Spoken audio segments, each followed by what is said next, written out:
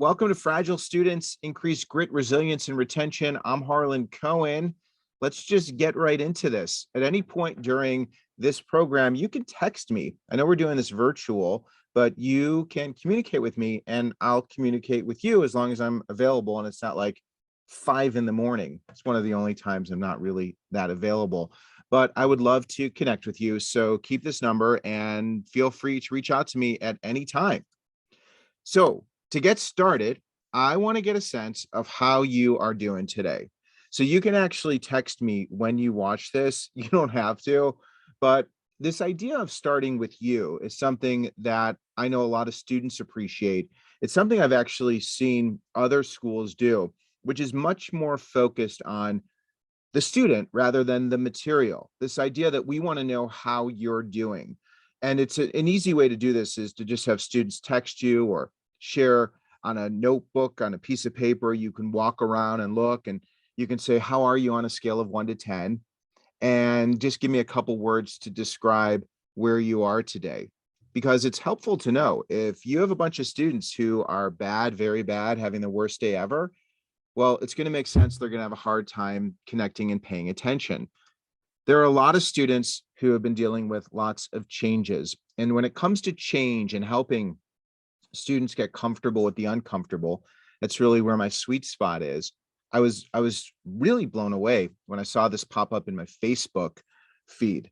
The last normal year for 12th graders who are going to be graduating this year, traditional students going to college next year, is 9th grade. So next year's entering class of traditional students will not have had a normal year since grade 9. And what does that mean? What are the implications? Well, once they're there, it will be really interesting to see how students transition. Can they transition? Are they able to work through change? We know that students have been through so much. This is actually my kids. This is my kids' like blackboard. This is what my middle schooler would see during like the prime of the pandemic when we were doing virtual. And he was in 7th grade. He was supposed to figure this out. Everybody learned in different ways. Some really high achieving students, they realized, wow, like this is hard. And then there were those other students who realized, wow, I can really do this well. And then they're back in school. There's been so many changes and so many students have responded in so many different ways. But we know the one thing that's a constant is that students' mental health is struggling. And I included a couple surveys, and I want you to know, sometimes I'm blocking the links here. Just know I have a landing page that I created, harlancohen.com/FYE 2022. Pretty sure that's what it is. If it isn't, that's what it has to be now. But that's going to be the URL that you can stop by to check out the links to the different articles that I share and research and data. But we know that students are struggling more so than ever before post-pandemic. And they were already dealing with lots of challenges. Most students dealing with stress and anxiety. And it's gotten to a critical point. One of the things that I've been doing during the past 18 months is talking to students. Because I haven't been able to get on campus, I started interviewing students because I'm a journalist and I love hearing their stories. And it's been fascinating to hear what they've been through and how they've been able to manage. And these resources that I put together, they're not only available to the schools who I've been working with, and I'm happy to work with you as well, they are available to anyone. So I've got those links as well. But I wanted to share with you this clip from a first generation project I hosted with the University of Iowa.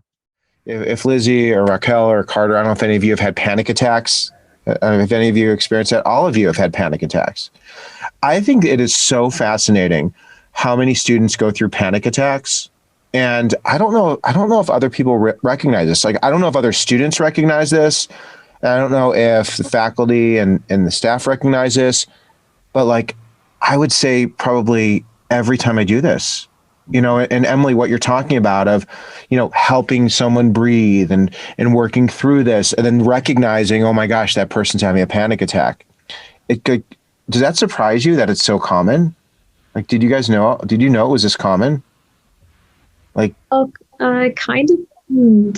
I kind of knew because I actually asked this question in high school for a presentation, and there were a lot more people that raised their hands than I thought, and I was like, "Oh, yeah, anyways," and I had to like move on with the presentation because it was like the opening question, and did not expect that many I hands. know.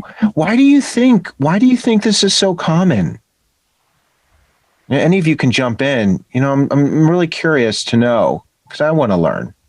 I don't know. I think we all have a lot on our plates. I think it's far more common than people realize, just because it's also not really something that people talk about. Nobody's going around bragging that they had a panic attack. It's more something that, like, when I have panic attacks, I'm kind of ashamed of, because ultimately it can sometimes seem irrelevant, the reason that they happen. But a lot of times it's more of a culmination of a lot of different factors. I was really surprised that every student on that panel had experienced a panic attack. I mean, this has been a theme that I've been coming across again and again. And I know that with all the changes and students dealing with all the anxiety that's comes with the trauma that so many students have faced on top of their everyday lives of just transitioning this next year and in the coming years, I think we're going to have a lot of students, I know we're going to have a lot of students who are going to need more help and more support than ever before when it comes to navigating these changes. To help, I like to reframe it. I love this quote from Nelson Mandela. I never lose, I either win or I learn. And I love this quote so much. It is the title of my new book. And if you don't have a copy of this book, send me a note and we can get this for you. Schools have been using this for a wide range of of uses. And I'm always like reluctant because I have all these resources and I'm like, I don't want to I get weird about self-promoting, but here's the thing. This stuff is so helpful and I'm on a mission and I'm so grateful to share this with you. So if these tools are helpful, let me know. We can get them to you. But this win or learn framework, it's about helping students prepare and plan and navigate life before, during, and after college. I work with middle schools. I work with high schools. I work with a lot of grant-based programs working to support underrepresented populations. And this framework aligns beautifully with Carol Dweck's work, which we'll get into, with growth mindset and Angela Duckworth's work on grit. It's this very simple framework. And it starts as early as high school when we're inviting students to submit applications. But it's these 5 steps. And I'm going to go through these today. I've got a lot. I've got a lot of videos to share. So I'm so excited to share this all with you. But it's, what do you want? And what's really cool is you could think of this in terms of the students you're helping and serving and families, but also in your own life. What do you want? What makes you uncomfortable and how can you get comfortable with the uncomfortable? Then it's thinking people, places, and patience. It's telling your story as if it's happened. And then it's celebrating, reflecting, and repeating. And I'm going to go through this and break it down. And I'm going to show you students who are living this life and how they've worked through these challenges using this mindset, this framework. Comes down to the question of what's your dream? What do you want to create, experience, or change? And my mission is to help any student, no matter where they are, find someone in some place living the life they want to live and understanding the path to get there. Understanding that college is a place to align with the people in the places doing the things that you want to do so that you can live a life that you are worthy and deserving of living. What is your dream? Some students are afraid to dream. So I've been doing this for over 25 years. Gosh, I'm getting old. I used to be so young. If you're not familiar with me, these are my books. The latest book, Win or Learn. Oh, it's like a picture book and it's so easy to read and it just moves so fast, so simple, but it really spells it out. The Naked Roommate, got to get my fingers right here. I'm updating this right now and we're going to have an updated 7th edition next fall. I include this thing about being a New York Times best-selling author because I was always a mediocre student. I wasn't a high achiever. And somehow like great things happened. And the thing is, I never really felt worthy and deserving of all the good things that happened because I never felt good enough, which is also really interesting. So it's wonderful to reach people, but it's also fascinating because I have struggled in my own life with rejection, with feeling enough, and being an imposter in many ways. But now I know that you know, I love helping people, and when you love helping people, people gravitate towards the things that you're offering, and service is really the way to engage. So I also have been doing a lot on TikTok, and it's interesting. I know some of you pretty well, and gosh, I'm very mission oriented, and even more so than ever before. And it's interesting because TikTok, I've been able to help a lot of students, get a lot of followers, and I'm offering college tips. You could use these college tips in your classes. You can use them for your summer programs. You can do stitches with them, but they're really cool and have gained a lot of traction and connect with students where they are.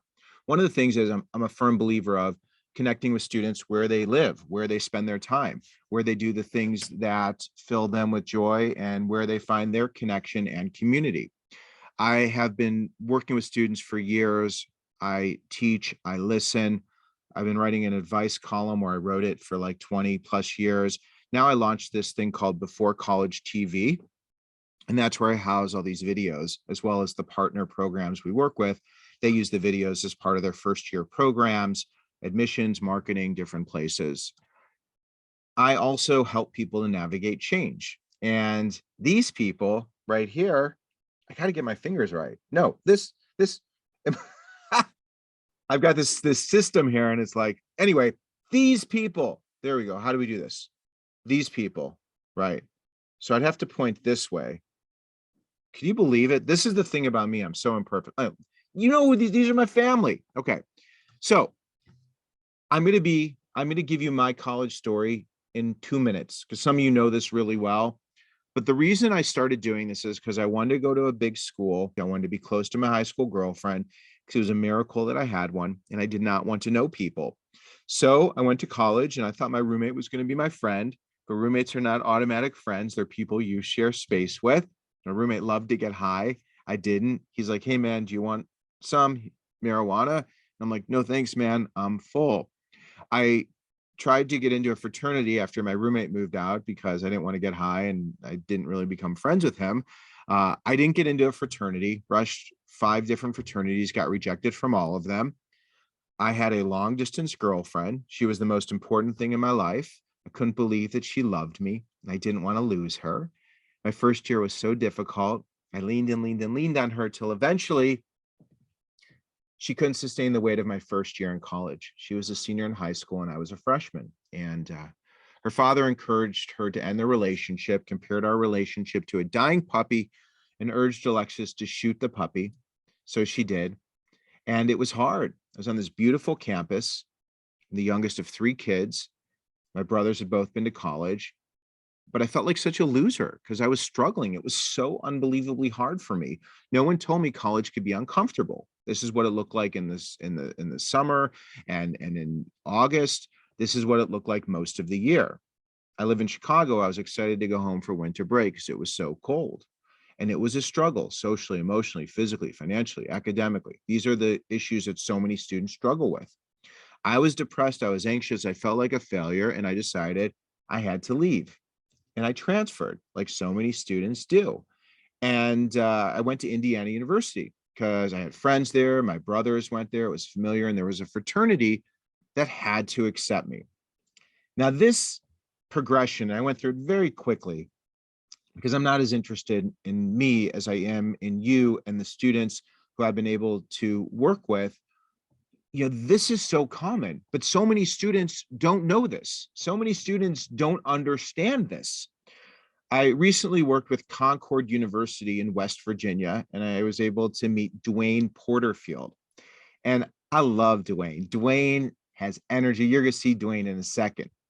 But Dwayne struggled, and Dwayne didn't know he would struggle. And I want to share with you Dwayne's perspective on his transition to college.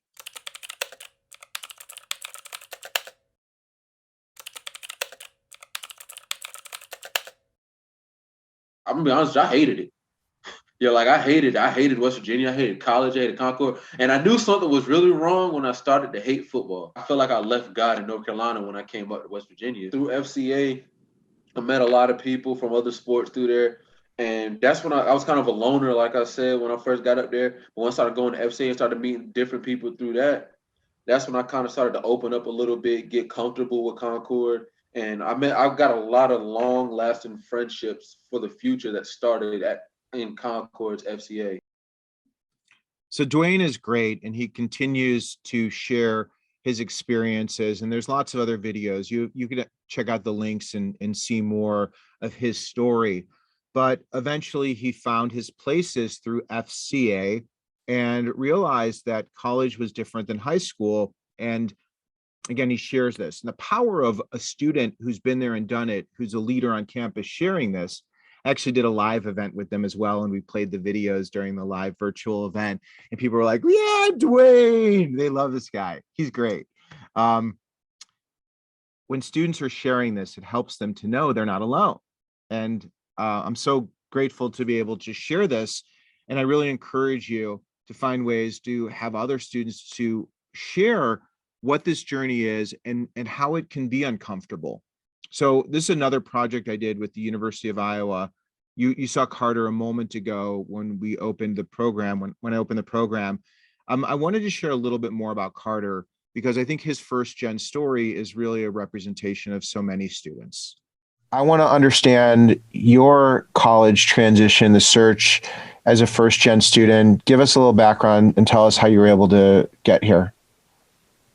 Yeah, I mean, I'm from Cedar Rapids, Iowa, which is only about 30 minutes away. So coming to the University of Iowa was always like probably going to happen. Like I didn't seriously consider any other schools. So kind of my difficulty in transitioning to college came once I was actually on campus. I didn't seem to run into many issues like applying or getting here. But once I got to college, I started to run into some issues where I was having a harder time than it seemed a lot of my peers were, and I couldn't figure out why. And now I've kind of realized it might have had a little bit of something to do with being a first-gen student and not having that family background to help me along the way. Yeah, there are just a lot of little things that I just could not figure out. And I think it was all things that if I would have just been a little bit more resourceful those first couple months on campus, I could have probably figured out easier. But Can you give me examples? Yeah, literally, I remember spending 2 hours one day just trying to figure out how to pay my U-bill. I could not figure it out.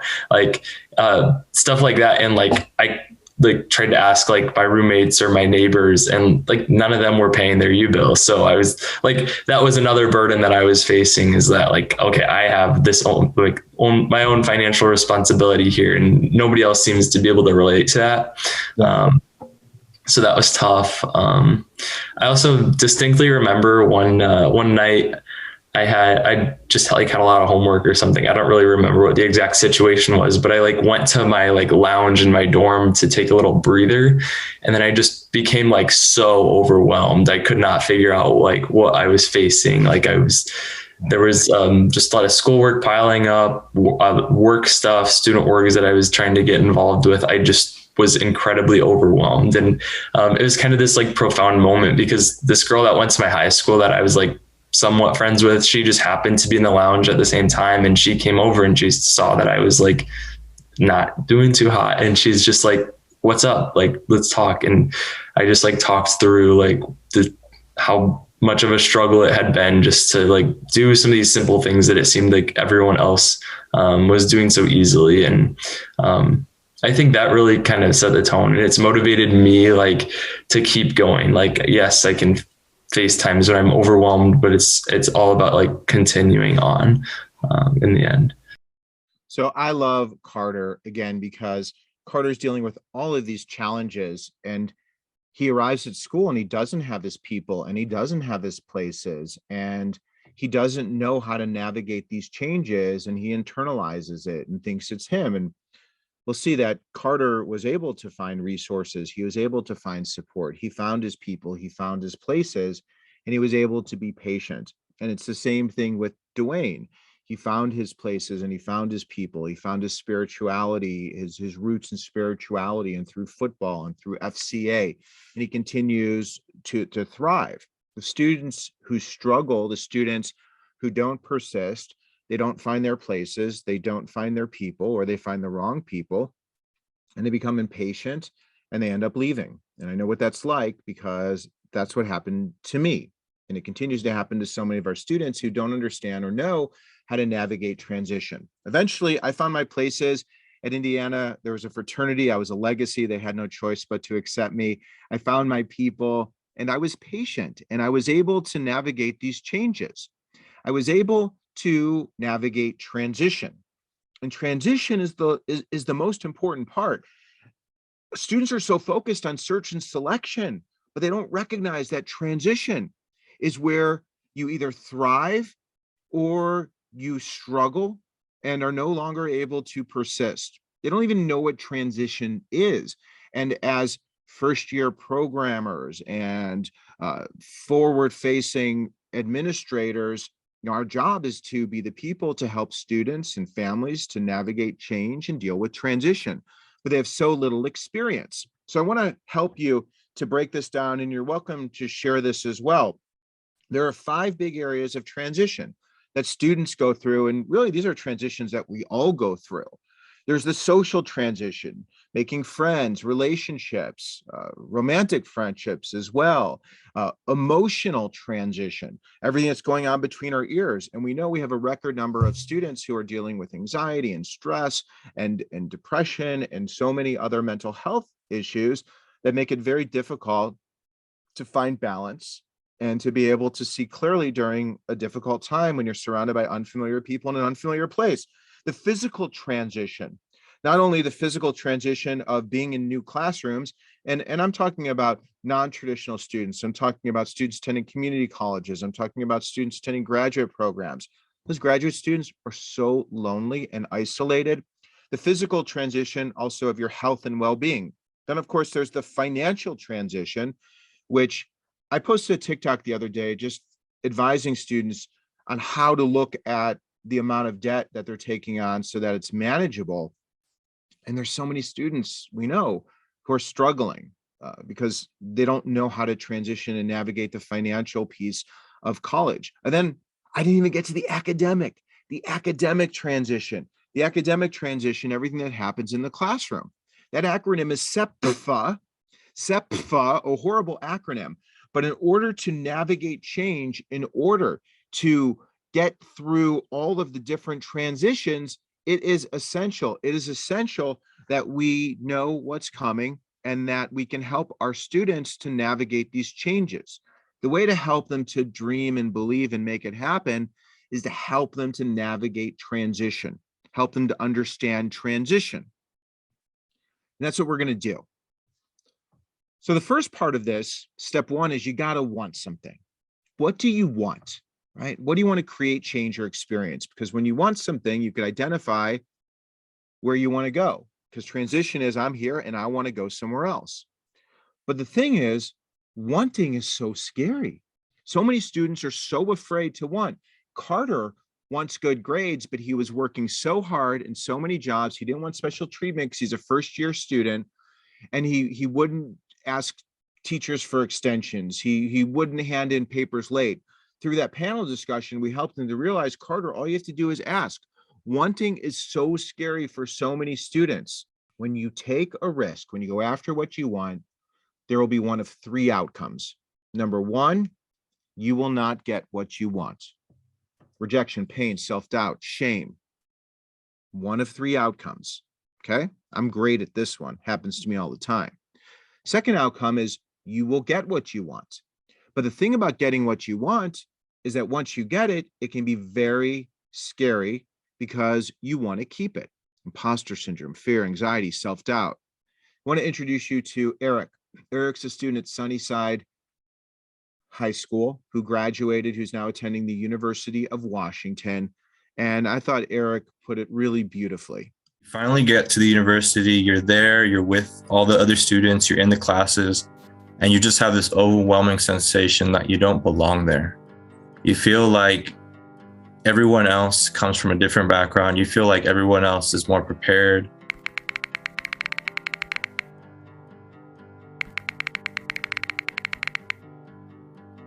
I kind of went into a slump. It mainly impacted my grades, the way that I was, going out of my way to like interact with people. I wasn't joining many groups. But luckily, I think there was programs that I was a part of. CAMP, as you can see by my sweater, College Assistant Migrant Program. That's what it stands for. That's like what mainly kept me here at the University of Washington, was a supportive network of people that were caring for me, that were compassionate, and guided me through like every step. So Eric was able to persist. He found his places and he found his people. And when he doubted who he was, he had people around him to reinforce this idea that you are enough and you are worthy and deserving. What's also scary about taking risks is you'll get what you want and you will lose it. That is part of life. We can't keep everything forever. So there are three outcomes. You'll get what you want, you won't get what you want, or you'll get what you want and you will lose it. And with each of those, it can be very challenging. But if you know that you'll be okay no matter what, it becomes so much easier to go after what you want. It becomes so much easier to be empowered, to be a self-advocate, to listen and learn as you go through this path. If you are able to do the things that I want to share with you that I've been able to help students to do. And it comes down to what do you want? Getting comfortable with the uncomfortable, people, places, patience. Number two, get comfortable with the uncomfortable. We don't do a great job of this. And this starts way before students get to college.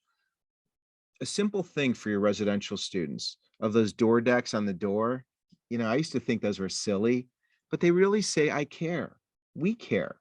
We're excited you're here. Small things, those tiny gestures, the thing of smiling, of welcoming students, of saying on a scale of 1 to 10, how are you today?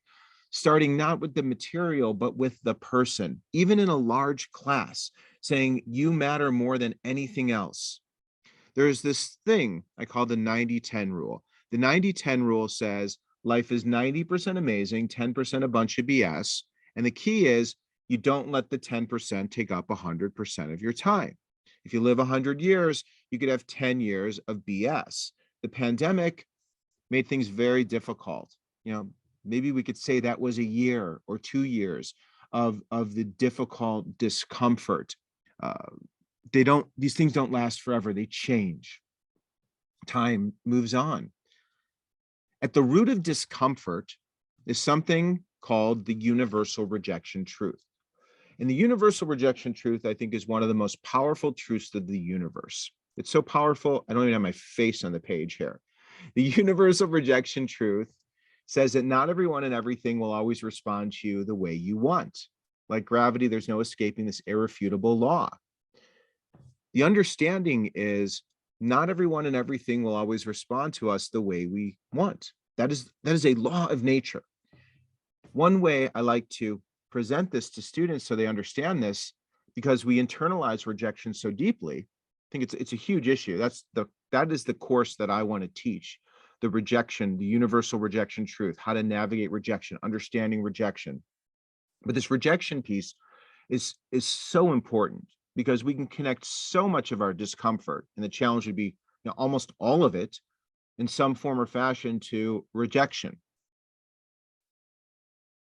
When you can accept the universal rejection truth, your world changes. One example of just how this law of nature exists is so many people are born into a culture and a world where they're rejected before they speak. Before they even take their first step, they are rejected, which is totally unfair and unjust and wrong. But it just shows there is this thing that has nothing to do with who somebody is, but this law of nature. And understanding this is a wonderful way to help students to start to really have this growth mindset. Because you can be the most qualified, the very best, you could do everything right, and you will still face rejection. You can actually have proof of something And people will still say you're wrong. Galileo was sent to jail because he said the earth revolved around the sun. The universal rejection truth. These tweets I love. Serafina Nance. 4 years ago, I got a 0 on quantum physics. I met with the professor fearing I needed to change my major and quit. Today, I'm a top tier astrophysicist in a PhD program. Ben Sichi got a 2.4 first semester. Thought he wasn't cutting it. Today, he landed 2 spacecraft on Mars. Rejection hurts. It's painful. And it's very hard for us to say what we think and express how we feel when we are uncomfortable, especially our students from all different backgrounds. Many of them are in rejection denial, a dark and dangerous place where they think everyone and everything should respond one way or another. And when you or someone or something doesn't respond, they attack, because the world they live in, when things don't go as planned, it's either you're the problem or I'm the problem. And if they're not the problem, then it certainly has to be you. But what they don't recognize is there's a third possibility, the universal rejection truth. And when it comes to mindset and growth mindset, in order to fully embrace this growth mindset in all aspects, the universal rejection truth is a fundamental part of this process. Because when you recognize that you can be the best and the brightest and be right, but not everyone and everything will always respond to you the way you want, you're truly free to grow, because you can be wrong. The world doesn't have to respond the way you want, and you can learn and you can turn to your people and places. But again, we don't teach this. We learn to avoid rejection. We're always looking for affirmation and approval. Social media is this constant 24/7 IV drip of judgment. You can fight the truth, but you'll hate, hide, and attack, and eventually you will give up because it will be too difficult. Or you can face the truth, which means looking inward, looking outward, embracing this truth, illustrating to your students, sharing the universal rejection truth, helping them to understand the natural, normal challenges that come with change so that they can ask the question, am I the problem? Is someone or something else the problem? Or is the universal rejection truth the problem when they face discomfort? I have been dealing with rejection my whole life. The best things have started with rejection. From not getting into the Glenbrook South Variety Show to getting rejected by girl after girl after girl, by getting rejected by syndicates. Even my wife rejected me on an online dating site before we magically or coincidentally met at the UPS store. Then you have all of our other famous rejections. One of the things I love to encourage students to do is to share their discomfort. When it comes to first-year classes, having a part of the class where we share our rejections, where we celebrate them, because if we did something, then that's something to be proud of. Success is not about outcome. It's about the process of doing and sharing and connecting with people and places. Step 3, think people, places, and patience. So just to recap, what do you want? What makes you uncomfortable? People, places, patience. When you're going after what you want, when you're navigating change, when you're looking for friends, when you're looking for connection, people, places, and patience. During the summer, during the fall, in class, people, places, and patience. Students who thrive, they find their people, places, and patience. Places are where you sweat, play, pray, live, learn, lead, love, and work. Dwayne found his place by sweating and praying. He found FCA. Students who thrive, people, places, and patience. Commuters, people, places, and patience. It can't just be your classroom in the car. People, places, and patience. And when it comes to places, mental health resources, we need them more than ever. They're so needed, but also our students depending on one another. Finding places within each campus community where we can see people who remind us of ourselves and the things that make us feel comfortable. I did a project with Ferris State University working with the Center for Latino Studies, and I had the chance to visit with Gilbert. And again, you can watch these videos. There's so many.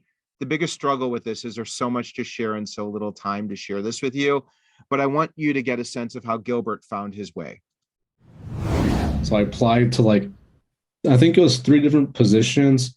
One was a janitorial job. I think one of them was at the Quad Cafe, which is a cafeteria, pretty much like us here at Ferris. And then the other one was for CLS.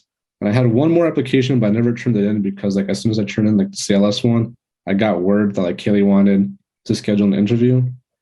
So like as soon as I got that job, like at CLS, I met like a lot of people there, and I was like very grateful because like everybody that I met was like just like me, like they were like Latino or Latina. So like it was really cool. Like the first like group of friends that I made were like people like me like, on campus. For people who aren't familiar with CLS, what does that stand for? Help us to understand that. It's the Center for Latino Studies. So we offer like a few different programs for high school students and college students. And we have one program as well for middle school students as well to like get them set for like college.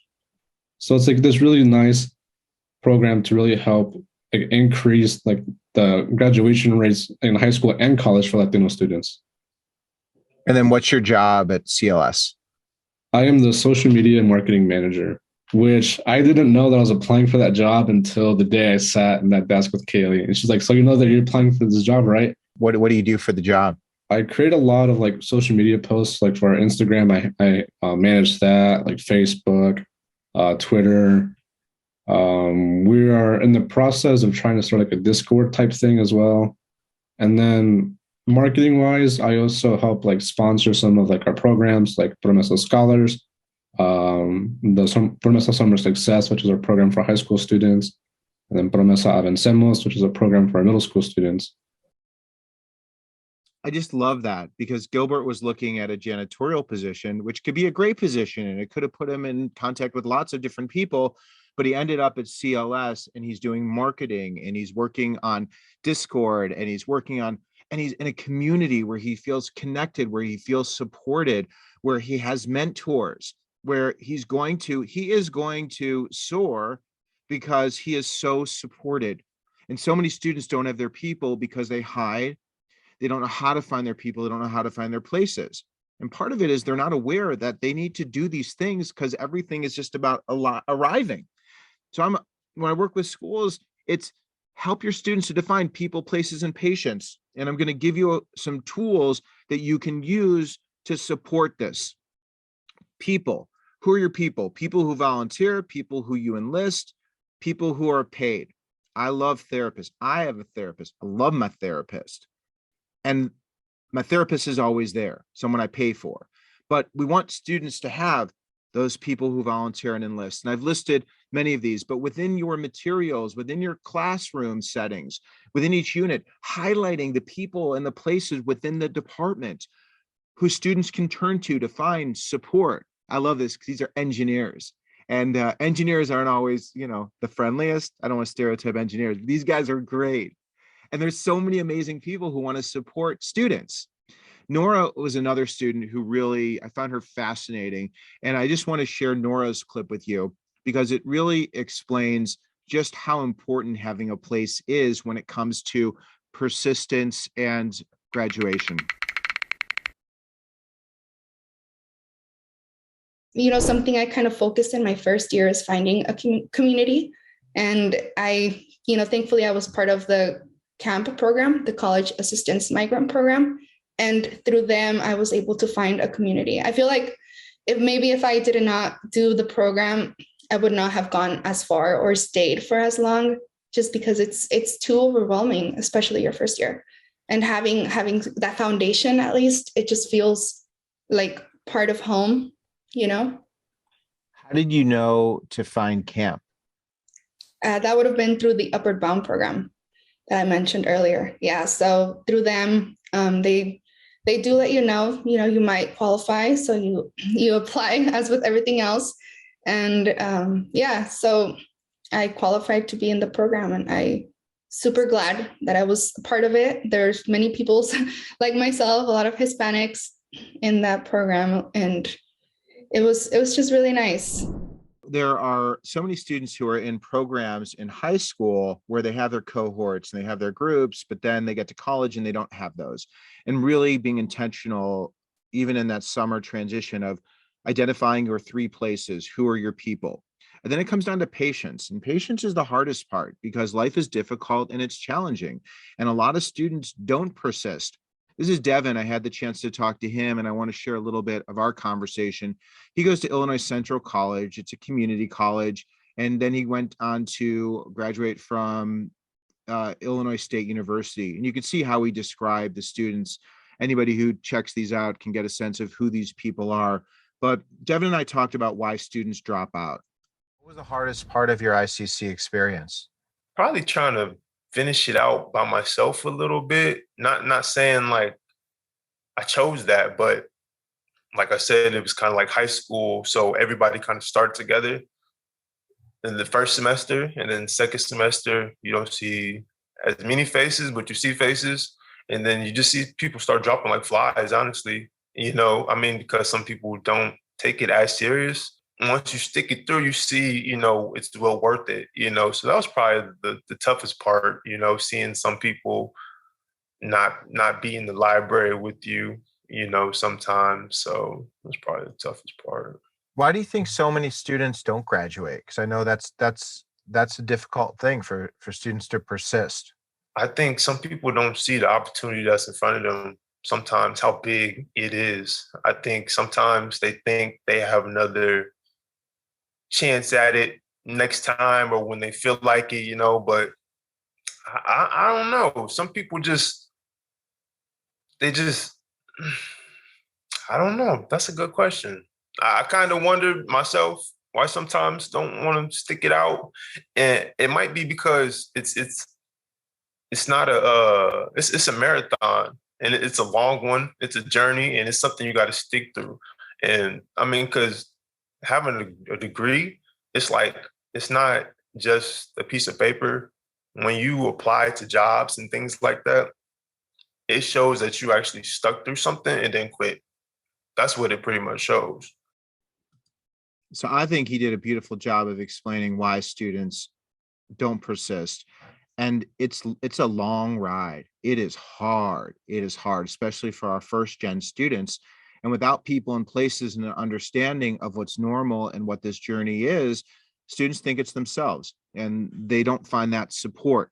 This is Dr. Mark Yost. I did an alumni panel with Concord University, and I'm running a little bit late on time, so I'm not going to share his whole clip. But Dr. Yost talks about how he wanted to quit and he almost quit and he persisted. And this was in grad school. And it was so hard, the hardest thing he did. And he had a colleague who was going to quit. This is something that impacts so many students. And when it comes down to it, is if they don't have their people in places and aren't comfortable sharing and people aren't being proactive, engaging with these students, they struggle. We know mentoring, 9 in 10 workers have a career mentor. They say they're happier in their jobs. Mentoring helps, but so many students don't know how to find support. They fall through the cracks. They don't know what's coming their way. And then when they get in trouble, they internalize it.